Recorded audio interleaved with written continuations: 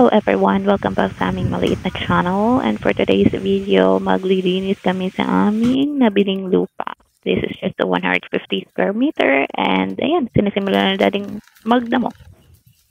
Noong una, wala nga kaming planong damuhan to ng ganito dahil wala pa naman kaming perang pampatayo ng bahay, kaso lang na-realize namin na kailangan pala. Mas maganda palang taniman na lang namin siya ng mga gulay or prutas kaysa naman na matengga lang yung lupa dito. Kuya bakla? Ha? Hindi?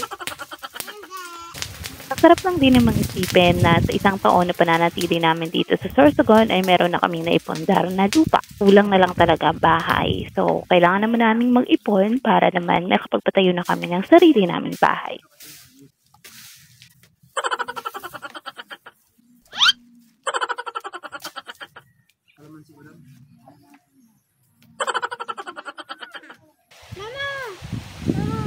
Ano? Hindi yan ahas. Uod yan. Ano yan? Yung Makate na uod. Yan na. Malinis na lang kaunti. Day 2. Day 2. Nagpaglilinis. Ang progress. Bagong damit. Luma ang ganun kahapon para yung baba ko. Ang progress. Naubos yung kahapon na ano. Pinapausukan. Yan pa lang. Day 2. Tuesday, itong isa dito, pinapatulong ko ang tamad-tamad tumulong. Ano, pagod ka na? Makate. Guys, kalikot na yung rukset, nililikotan ako. Yan si Mama. Yan o. Ayan si Daddy. Kada panahon. Uy, rukset ka na yan na ano ko, duwende. Ayan guys, yung duwende. Ayan guys, duwende ko. Putol lang yung kamay.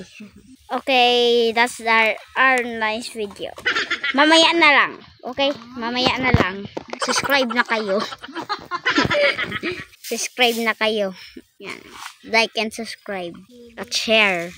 Mag-share kayo. And here's the progress. Ayan. Ang laki na ng nadamuhan namin. See, diba? Diba? Nakaka-happy. Ang laki na ng nadamuhan namin. Pwede nang patayuan ng bahay. Kaso wala pang pampatayo. Tapos may dugyot na mga bata. Bibi, ano nangyari sa iyo? Nak! Ako hindi. Tingin dito, tingnan mo itsura mo. Ano lang itsura mo? Tingnan mo. Guys! Ang dumi-dumi. Guys! I have a grenade. You have a grenade. Kaya pala ang dumi ng kapatid mo. Tingnan mo, naligo ng abo. Naligo ng abo. Nahawak-hawak siya dito sa abo. Mama, wag mo apagan ng ano ko. Ay, bakit? Ano ba yun? May bahay ka pala dyan na ginawa. Ano ba yan, mga pili? Kinagrow ko yan. Pinapag-grow mo. Okay. Ito yan guys, yung pili. Ayan, meron kaming pili at bulala. I don't know kung bulala o rambutan.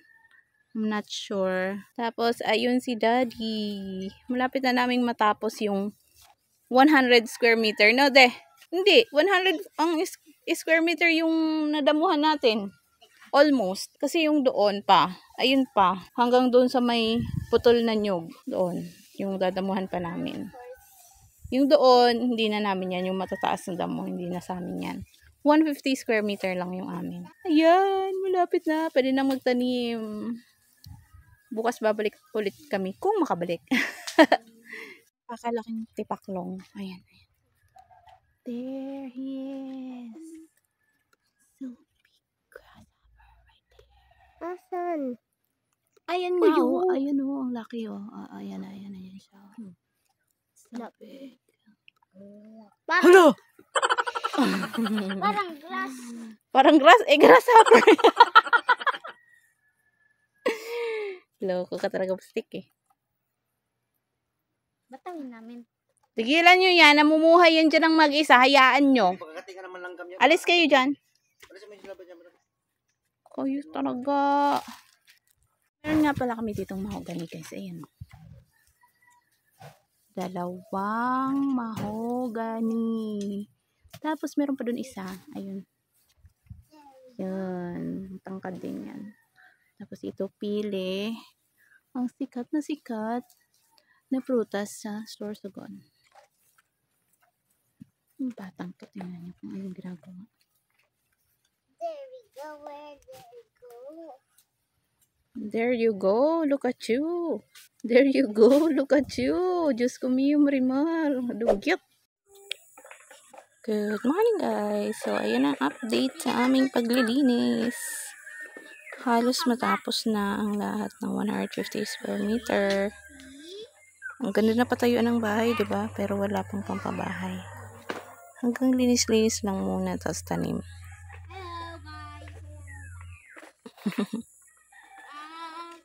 At si Daddy ay nandyan na banda sa malapit na doon sa may muhon.